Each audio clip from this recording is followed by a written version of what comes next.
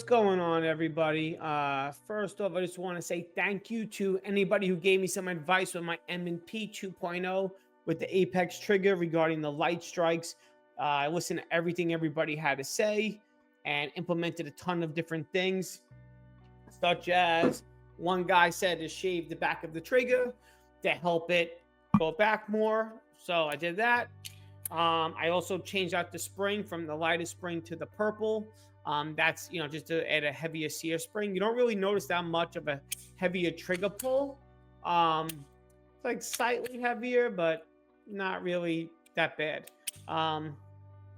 So I did that. And what else did I do to it? Oh, and I got the 6-pound Glock striker spring.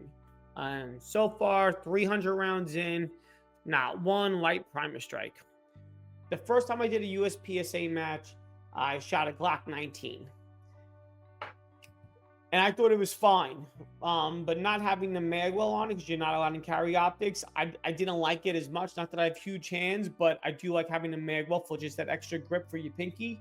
So I auditioned a few guns between the CZP-10, which I really liked, Glock 17 at the time, because that's all that the range had to offer, the M&P 2.0, and I think a Glock 34 as well I was playing with. And at the end of the day, I just felt like the M&P grip, I just like the shape of the grip personally, that I just felt like it just worked well in my hands, where Glocks are a little bit bulky. I like them. I like my 19 a lot. I carry that thing, especially during the winter on a daily basis. But just the M&P just felt like it just went really good with my hands and my grip, and I was shooting it just as good as I was the Glock. I felt the recoil was similar between the 17 and the M&P 2.0. Not a huge difference. I mean, maybe some other people could tell more of a difference than I can. I didn't really feel too much of a difference. Therefore, that didn't come into play with making my decision. I just liked the way that the grip was. It was not too blocky. I was able to get my hands on it nice and good. I feel like I got a really good grip. It doesn't feel too blocky on me. Although the grip angle is different, it's because it's more of the 1911 style grip. It's not, which is, I believe, an 18-degree angle, and the Glock is a 22-degree angle. I kind of like the Glock grip angle, only because it forces me to like really press down hard, and I feel like I can control the recoil a little bit better, as far as my dot just kind of goes right back to where it is. But I do like this grip angle.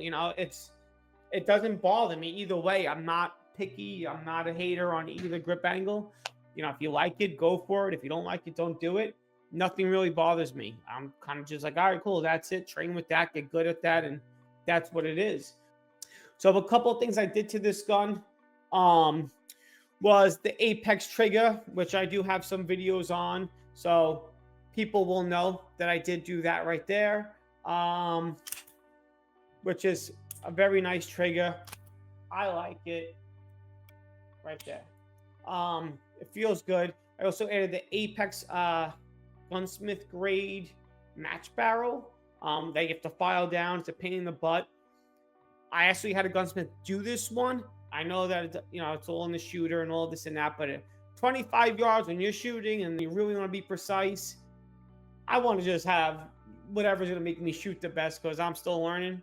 But I don't really care. This is the way I want to set up my guns. I'm setting it up that way. I'm always going to put this barrel in all my M&Ps. I just am. Even if I get a carry one, this is what I'm going to do. Springer precision mag extension, which kind of just helps get to it a little bit quicker. I really don't have to adjust. I could, from my grip right here, I can hit that button. Before that, I had to do a little adjustment. I mean, this thing is solid.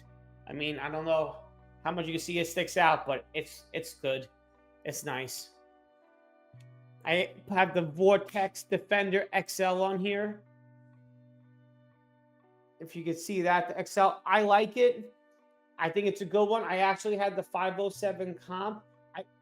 What I do, I don't know what you guys do, but I order everything through Amazon, because you get it, you compare them, you look at it, you return what you don't like, and that's that.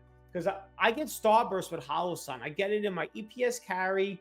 It's just my eyes. Not everyone gets it. I had it in the 507 comp.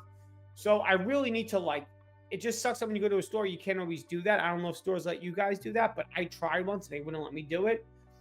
So with Amazon, I open the box, I pull them out, I look to see which dot gives me the cleanest dot, and then I return them. That's what I'm doing from now on. 'Cause Amazon takes everything back. So I went with the Vortex because this one just gave me the cleanest dot. This is 5 MOA, although they do make, I think, a 3.5 MOA now or 3 MOA, which would probably be nice too, but it is what it is. This is what I got. But let me show you guys what's inside the gun. So I have a 14-pound, what do you call this? Uncaptured guide rod spring with a tungsten guide rod. This is nice. It definitely makes it softer. It definitely doesn't feel as snappy once you did this. I didn't realize how much of a difference it was, but it's actually really nice. So this was a good addition, I felt. The only thing is, with the 14-pound guide rod, if you note with the Apex barrel, when I go out like that, it doesn't fully lock back in. If you turn it, you heard that little click? So if you do that, you have to give it a little touch. And I'm just skeptical to shave it down a little more, because with the stock guide rod, it will go right back into battery. It doesn't sit out like how it is right now. So I don't want to shave the barrel down, because the barrel fits, the gun works. And, you know, if you give it a good old, that goes right in. It's just when you kind of just give it like a little loosey goose and you're weak with it, that it kind of hangs out a little bit. You got to kind of push it back in. Even just like tipping it over, like it'll go back in. So I don't know if anyone else experienced that, but if you have, let me know what you think about it. What your experience has been. If you think I should shave it down more or just let it be. Right now I'm just letting it be because it's not affecting anything when I'm shooting. It's totally fine. However, it would be nice if it just went right back in. I just think that the spring isn't strong enough to just pop it back in that last second. And again, I don't want to shave it down anymore because it fits really snug. It does have the safety, which I don't use, but I kind of just use it as a thumb rest. So I rest my thumb on top of it. And I actually like it because it gives me a really nice solid grip. So I don't even think I would get rid of it at this point because I like it as a thumb rest. I like just hanging my thumb on there and getting this right underneath there. It feels really good and secure. So I don't mind the manual safety. I just never use it. This is what I've been shooting. Let me know what your guys' thoughts are on this. A lot of people tell me that they don't have light primer strikes with their Apex. They'll say they shot thousands of rounds without it. But then when I'm at competitions, people say, I had the same thing when I was shooting Smith & Wesson with the Apex trigger. And now they're shooting Walthers or whatever the case may be, 2011s. But some people that started with the M&P 2.0 that put the Apex trigger in it, everyone that I met so far said that, yeah, they had light primer strikes when they put it at the lightest it could be. Excuse me, the lightest configuration. So, although I hate modifying things, I just feel like with this gun, you just want to modify it. And I feel like that trigger is amazing. So, once I went down the rabbit hole, I just couldn't stop, and then I heard about the barrel, which everyone talks about. So I had the barrel on it pretty much right away. And I did the guide rod with the lightest spring, which honestly I really like. I mean, I can move that thing so easily, and it feels nice in the hand when I'm shooting it. So yeah, no regrets there. The mag release was a perfect addition to it all. But yeah, now that I have the Glock 6-pound striker spring in it, that's been helping too. So I think everything that I did between upgrading to the purple sear spring, which is a little bit heavier, not much of a noticeable difference, to be honest with you. Nothing that really I care about. Still a light trigger pull, and it's very crisp. Someone mentioned to me about getting the Ed Brown striker block, which is something that I did look into, and I might get one just to have it, to be quite honest with you.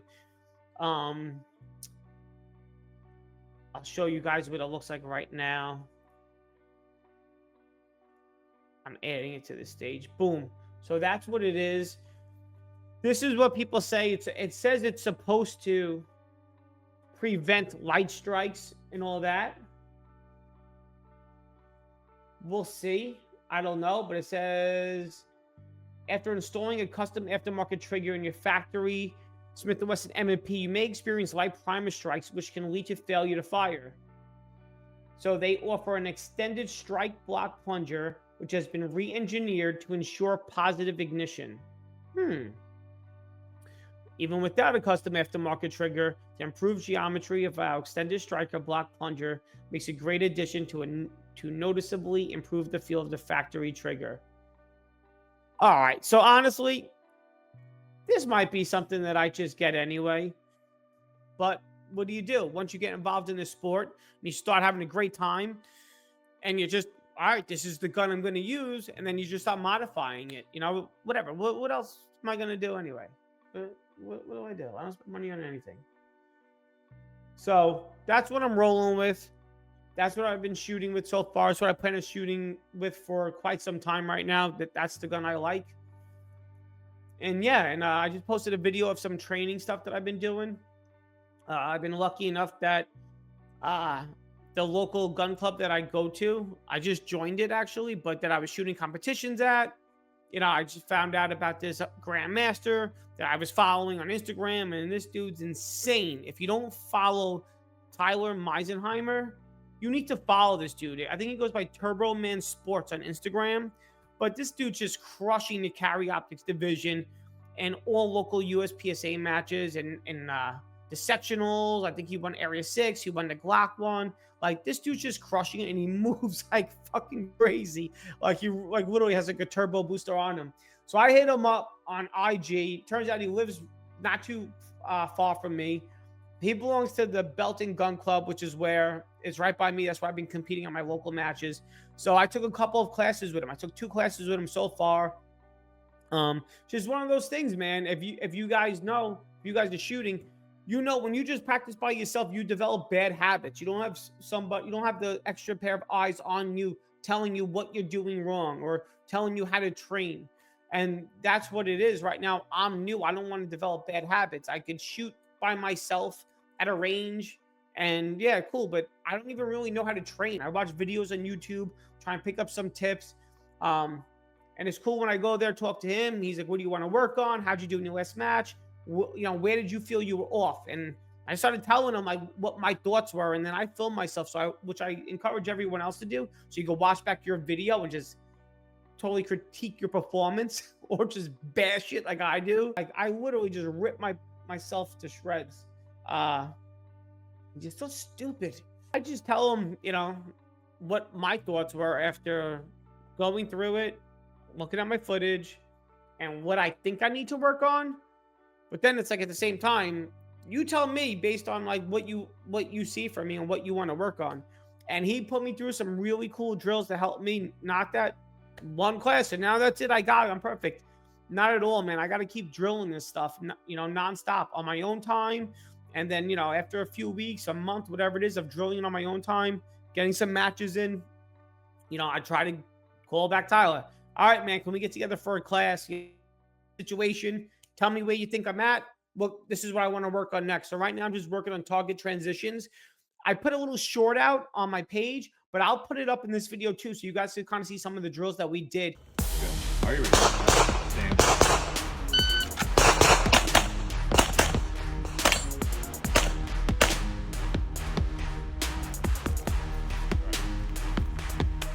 Are you ready?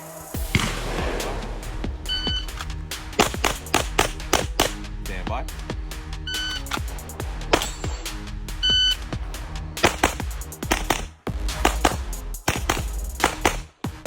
He was pushing me harder and faster than I would ever push myself.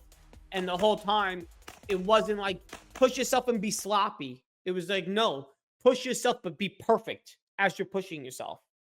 Oh, now you're pushing too. Okay, tone it back. Let's perfect this at a slow.